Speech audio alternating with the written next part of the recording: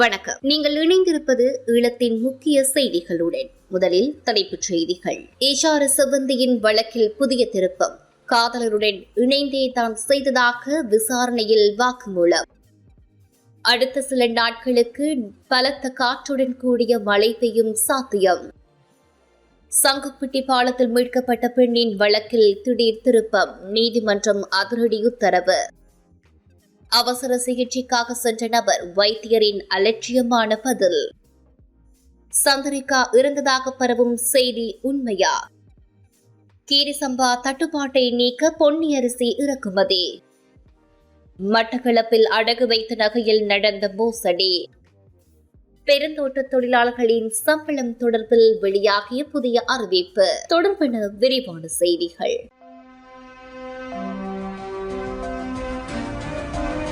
கனிவுள்ள சஞ்சீவ கொலை சம்பவத்தின் முக்கிய சந்தேக நபரான இஷார செவ்வந்தியிடம் கொழும்பு குற்றப்பிரிவினர் மேற்கொண்ட விசாரணையில் வெளியாகும் தகவல்கள் இலங்கையில் மட்டுமின்றி சர்வதேச அளவில் பேசுபொருளாக மாறியுள்ளது. இஷார செவ்வந்திக்கு நாட்டை விட்டு தப்பியோட உதவியது யாழ்ப்பாணத்தை சேர்ந்த தமிழர் ஒருவர் என்ற விடயம் வடக்கில் பெரும் அதிர்வலைகளை ஏற்படுத்தி வருகின்றது. யாழில் தற்போது போதைப்பொருள் பாவனைகள் தலைவிரித்தாடும் இந்த வேளையில் இலங்கையின் முக்கிய பாதாள உலக கும்பலுடன் அவர்கள் நெருங்கிய உறவை பேணியது மக்கள் மத்தியில் பெரும் அச்சத்தை ஏற்படுத்தி வருகின்றது. இந்த நிலையில் குற்றப்பிரிவினர் மேற்கொண்ட விசாரணையில் தனது முன்னாள் காதலரும் போதைப்பொருள் கடத்தல்காரருமான ஒருவரின் மூலம் ஹெகல் பத்ர பத்மி என்பவர் தான் சந்தித்ததாக இஷார செவ்வந்தி குறிப்பிட்டுள்ளார். கனேமுள்ள சஞ்சீவ கொள்ளையின் சூத்திரதாரி என கூறப்படும் சமிந்து தில்ஷான் பியோமங்க என்பவர் பத்மி தனக்கு அறிமுகப்படுத்தியதாக இஷாரு குறிப்பிட்டுள்ளார். எப்படியாவது அவனை வைத்து வேலையை முடித்துக்கொள் என்று பத்மி தன்னிடம் கூறியதாகவும் அதன்படி சமிந்த தில்ஷானுடன் நெருக்கமான உறவை ஏற்படுத்தி கொள்ளையை செய்யுமாறு தான் அவரை தூண்டியதாகவும் இஷார செவ்வந்தி அதிகாரிகளிடம் வெளிப்படுத்தியுள்ளார். நாட்டின் பல பகுதிகளில் இன்று 100 மில்லிமீட்டருக்கும் அதிக அளவில் பலத்த மழை வீழ்ச்சி பதிவாகக்கூடும் என வளிமண்டலவியல் திணைக்களம் குறிப்பிட்டுள்ளது. வளிமண்டலவியல் திணைக்களம் இன்று வெளியிட்டுள்ள அறிக்கையிலேயே இதனை குறிப்பிட்டுள்ளது. மேல் சப்ரகமுவ, மத்திய, ஊவா, வடமேல் மற்றும் தென் மாகாணங்களில் சில இடங்களில் 100 மில்லிமீட்டருக்கும் அதிக பலத்த மழை பெய்யக்கூடும் என்று அந்த திணைக்களம் குறிப்பிட்டுள்ளது. அதே நேரம் மேல் சப்ரகமுவ மற்றும் தென் மாகாணங்களிலும் நுவரெலியா மாவட்டத்திலும் இடக்கிடையே இடியுடன் கூடிய மழை பதிவாகும். அத்துடன் நாட்டில் பெரும்பாலான பகுதிகளில் மழையுடனான வானிலை நிலவும் என்றும் மக்களுக்கு எச்சரிக்கை விடுக்கப்பட்டுள்ளது. யாழில் பெண் ஒருவரின் கொலைக்கு எதிர்ப்பு தெரிவித்து திட்டமிடப்பட்டிருந்த போராட்டத்திற்கு தடை உத்தரவு பிறப்பிக்கப்பட்டுள்ளது. குறித்த உத்தரவை ஊர்காவற்றுறை நீதிமன்றம் பிறப்பித்துள்ளது. காரிநகர் பகுதியைச் சேர்ந்த சுரேஷ்குமார் குலதீபா என்ற இளம் குடும்ப பெண்ணின் கொலைக்கு எதிர்ப்பு தெரிவித்து திட்டமிடப்பட்டிருந்த போராட்டத்திற்கே இவ்வாறு தடை உத்தரவு பிறப்பிக்கப்பட்டிருந்தது. இதுகுறித்து நீதிமன்றத்தின் தடை உத்தரவு அறிக்கையில் தெரிவிக்கப்பட்டுள்ளதாவது: இவ்வழக்கில் வழக்கு தொடரினரால் மேற்கொள்ளப்பட்ட சமர்ப்பணத்தினையும் தாக்கல் செய்யப்பட்ட அறிக்கை மற்றும் அணைக்கப்பட்ட கடிதத்தையும் ஆராய்ந்து பார்க்கின்ற போது பூநகரி சங்குவெட்டி பாலத்தின் அருகே சடலமாக கரையொதுங்கிய பிரதீபா சுரேஷ்குமார் என்பவர் படுகொலை செய்யப்பட்டமை தொடர்பில் குற்றவாளிகள் அடையாளம் தண்டனை காணப்பட்டு உரிய வழக்காடப்பட்டு பாதிக்கப்பட்ட அன்னரின் குடும்பத்தினருக்கு நீதி கிடைக்க வேண்டும் எனவும் இவ்வாறான துன்பகரமான சம்பவங்கள் நமது நாட்டில் இடம்பெறுவதனை கண்டித்தும் காரிநகர் பிரதேச சபை முன்பாக அமைதியான வழியில் கண்டன பேரணி ஒன்று 19ஆம் தேதியான இன்று நடைபெற உள்ளதாக தெரிவிக்கப்படுகின்றது. குறித்த இறந்தவரின் உடல் கண்டுபிடிக்கப்பட்டு ஒரு சில நாட்களே ஆன நிலையில் புலன் விசாரணை மேற்கொள்ளப்பட்டு 2 சந்தேக நபர்கள் அடையாளம் காணப்பட்டுள்ளனர். இவ்வாறான சூழ்நிலையில் இவ்வாறான கண்டன பேரணி ஒன்று இடம்பெறுவது புலன் விசாரணைக்கு பாதகமாக அமையும் என்பதோடு அப்பிரதேசத்தில் தேவையற்ற அமைதியின்மையையும் பதற்றத்தையும் தோற்றுவிக்கும் என்பதால் அது அனுமதிக்கப்படக்கூடியதல்ல என்று எதிர்ப்பு தெரிவிக்கப்பட்டுள்ளது. வாழைச்சேனை பகுதியில் நபர் ஒருவர் அவசர சிகிச்சைக்காக மருத்துவமனைக்கு சென்ற சந்தர்ப்பத்தில் பொறுப்பான வைத்தியர் அலட்சியமாக பதிலளிக்கும் காணொலி ஒன்று சமூக வலைதளங்களில் பகிரப்பட்டு வருகின்றது.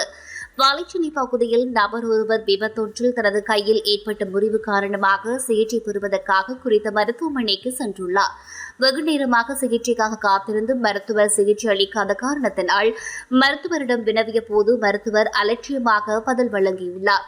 மருத்துவர் இவ்வாறு அலட்சியமாக பதிலளிக்கும் காணொலியை சிகிச்சைக்காக சென்ற நபர் அவரின் நண்பர் பதிவு செய்துள்ளார்.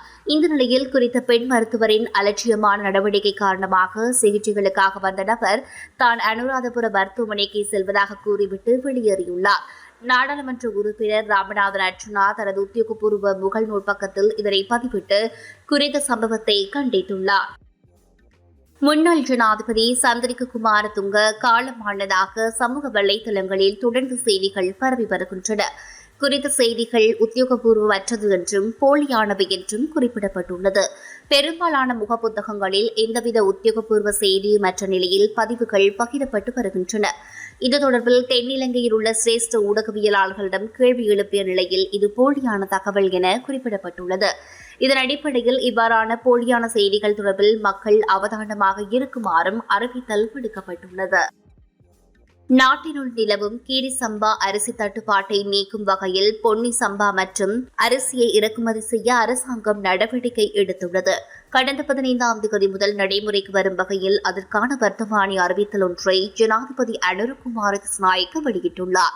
அதன் பிரகாரம் இறக்குமதியாளர் ஒருவருக்கு அதிகபட்சமாக 520 மெட்ரிக் டன் வரையில் பொன்னி அரிசியை இறக்குமதி செய்ய முடியும் என்றும் அறிவிக்கப்பட்டுள்ளது. அதே நேரம் இறக்குமதி செய்யப்படும் பொன்னி அரிசியின் தொகையானது எதிர்வரும் நவம்பர் 15ஆம் தேதிக்கு முன்னதாக சுங்க திணைக்களத்திடம் இருந்து விடுவிக்கப்பட வேண்டும் என வர்த்தமானி அறிவித்தல் மூலம் நிபந்தனை விதிக்கப்பட்டுள்ளவை குறிப்பிடத்தக்கது. ஒரு நகை கடையில் அடகு வைத்த பின்னர் அதனை மீண்டும் எடுக்கும் போது அதில் 4 கிராம் வெட்டப்பட்டுள்ளது. இது களுவாஞ்சிக்குடியில் நடந்துள்ள சம்பவம் என மண்முனை தென் எருவில் பற்று பிரதேச சபையின் தவிசாளர் கேமசுந்தரம் வினோராஜ் குறிப்பிட்டுள்ளார். மண்முனை தென்னிருவு பற்று பிரதேச சபைக்குட்பட்ட நகை தொழில் உரிமையாளர்களுக்கு இடையில் விசேட கலந்துரையாடல் கூட்டம் ஒன்று நேற்று பிரதேச சபை கேட்போர் கூடத்தில் நடைபெற்றது. இதன்போது அவர் மேலும் தெரிவிக்கையில் நகை அடைகு பிடிக்கும் போது 1 வருட காலத்துக்கு கால அவகாசம் கொடுக்கப்பட்டு மேலும் உரிய நபருக்கு 3 தடவைகள் கடிதம் அனுப்பப்பட வேண்டும். இதுதான் நடைமுறையாகும். தங்க நகைகளை அடகு வைக்கும் போது 2 வீத வட்டியில் அடகு வைக்க வேண்டும். அனைத்து வர்த்தக நிறுவனங்களும் தற்காலிக அனுமதி சான்றிதழ்கள் தான் உள்ளன. வர்த்தக நிலையங்களில் உள்ள குறைபாடுகளை நிவர்த்தி செய்யப்பட்ட பின்னரே தான் சான்றிதழ்கள் நிரந்தரமாக வழங்கப்படும் என தெரிவிக்கப்பட்டுள்ளது. இந்த நிலையில் இவ்வாறான ஒரு நிலையிலேயே இந்த சம்பவம் இடம்பெற்றுள்ளதாகவும் ஒரு நகை கடையில் அடகு வைத்த பின்னர் அதனை மீண்டும் எடுக்கும் போது அதில் 4 கிராம் வெட்டப்பட்டுள்ளது. இது குறித்த நபருக்கு அறிவிக்கப்படவில்லை. அந்த நபர் அந்த நகையை மீட்டெடுத்த பின்னரே அதை அடையாளம் கண்டுள்ளதாகவும் தெரிவிக்கப்பட்டுள்ளது.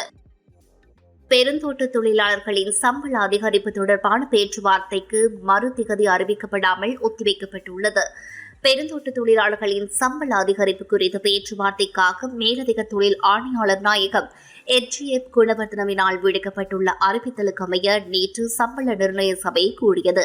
கொழும்பு நரகன்பேட்டையில் உள்ள தொழில் திணைக்களத்தில் பிற்பகல் 2 மணி முதல் சுமார் 1 மணித்தியாலம் இந்த கூட்டம் இடம்பெற்றது. எவ்வாறு இருப்பினும் இதில் பெருந்தோட்ட கம்பெனிகளின் பிரதிநிதிகள் எவரும் கலந்து கொண்டிருக்கவில்லை என தெரிவிக்கப்படுகிறது.